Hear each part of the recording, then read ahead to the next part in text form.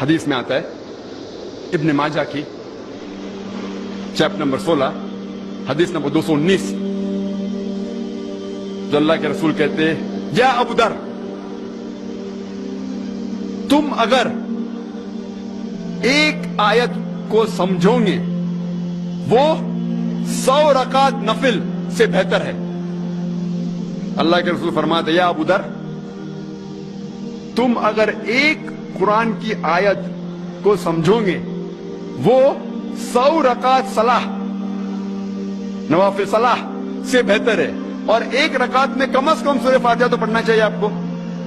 کم از کم 7 آیتیں ہیں،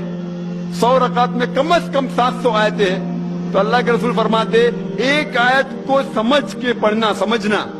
700 آیت کی تلاوت کرنے سے بہتر ہے، یعنی سمجھنا 700 گنا صرف تلاوت سے بہتر ہے۔ اللہ کے رسول فرماتے ابن ماجہ میں، اور یہ صحیح حدیث ہے۔ ہم لوگ سے پوچھتے ہیں قرآن شریف کیوں نازل کیا گیا،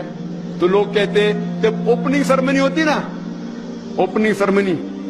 آفس کی، تو قرآن شریف پڑھنے کا، جب گھر کا افتتاح ہوتا ہے تو قرآن شریف پڑھنے کا، جب کوئی مر گیا تو قرآن خوانی کرتے، تو قرآن شریف نازل کیا گیا تھا قرآن خوانی کے لیے۔ اور لوگ کرتے ختم قرآن، ختم قرآن 1 2 3 ختم قرآن کے رمضان میں 3 بار 4 بار 10 بار، الحمدللہ آپ کو ثواب ملے گا، انشاءاللہ ملے گا۔ لیکن اگر آپ رمضان میں 2 بار ختم قرآن کرتے ہیں، میری یہ رائے رہے گی کہ 1 بار عربی میں پڑھو اور 1 بار ترجمہ پڑھو، وہ بہتر ہے، کم از کم سمجھ میں تو آئیں گا آپ کو۔ اور اگر آپ چاہتے ہیں کہ اوپننگ سرمنی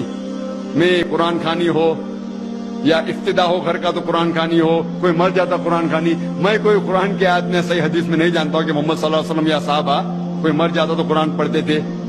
یا کوئی افتتاح کے لیے قرآن پڑھتے تھے۔ اگر آپ کو قرآن پڑھنے کا ہی ہے تو میں یہ کہتا ہوں کہ آپ قرآن اگر پڑھتے ہیں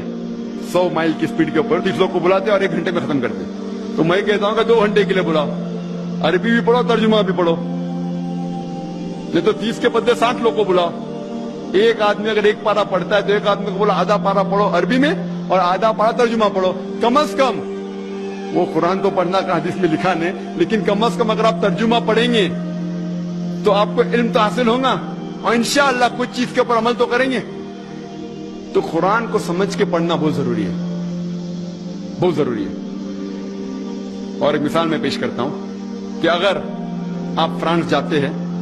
ایک ڈگری حاصل کرنے کے لیے، BSc کی ڈگری، آپ فرینچ نہیں جانتے، آپ کلاس اٹینڈ کرتے ہیں، کلاس اٹینڈ کرتے ٹیچر استاد آپ کو پی دیتا ہے، پریزنٹ،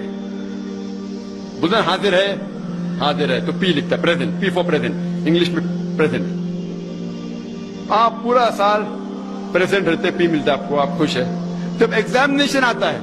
تو کوشچن پیپر، سوال کا جو پیپر ہوتا ہے